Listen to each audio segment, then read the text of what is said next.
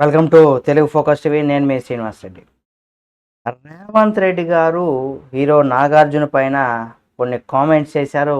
ఇప్పుడు అది 100% సామాజిక మాధ్యమాల్లో బాగా వైరల్ అవుతుంది. ఇంతటికీ ఏం కామెంట్ చేశారు ఏమనేది కూడా ఈ వీడియోలో మనం తెలుసుకుందాం. హైదరాబాద్ గచ్చిబౌలి ట్రాఫిక్కు తగ్గించేందుకు నిర్మించినటువంటి పీజేఆర్ ఫ్లైఓవర్ను కూడా సీఎం రేవంత్ రెడ్డి ప్రారంభించిన విషయం మనందరికీ తెలిసిందే శనివారం రోజున. ఈ సందర్భంగా ఆయన నటుడు నాగార్జున పైన కూడా ప్రశంసల వర్షం కురిపించేశారు.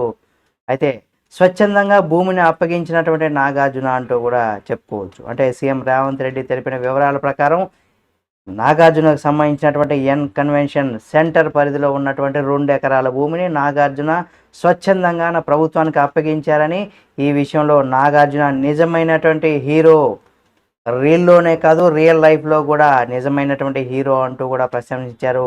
ఇలాంటివే నిజమైనటువంటి సామాజిక బాధ్యత అని కూడా చెప్పుకొచ్చారు సీఎం. ఆ విధంగా నాగార్జున ప్రశంసలతో ముంచెత్తారని కూడా చెప్పుకోవచ్చు. నాలాలు చెరువులు ఆక్రమణ పైన కూడా కఠినంగా చర్యలు తీసుకుంటున్నామని, నగరంలో నాలాలు చెరువులు గతంలో అనేక అక్రమాలకు గురయ్యాయని, వాటిని హైడ్రా మిషన్ ద్వారా తొలగిస్తున్నామని కూడా సీఎం వివరించారు.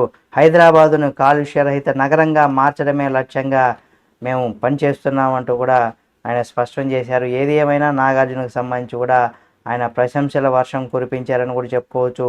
రియల్ లైఫ్లో కూడా నిజంగా హీరో అని చెప్పుకోవచ్చు. మంచి నటుడు.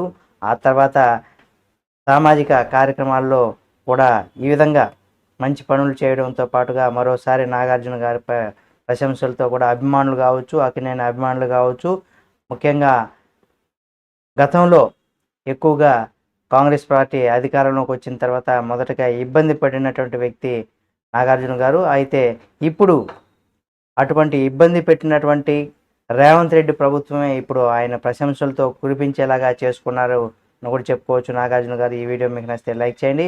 నాగార్జున గారు చేసినటువంటి ఈ పనికి రేవంత్ రెడ్డి గారు ప్రశంసలతో కురిపించిన దానికి సంబంధించి మీరు మీ యొక్క అభిప్రాయాన్ని కామెంట్ రూపంలో తెలియజేయండి. మరిన్ని వీడియోల కోసం మన Telugu focus TV channel subscribe చేసుకొని పక్కనే ఉన్న బెల్ బటన్ ఒకటి మాత్రం మర్చిపోకండి.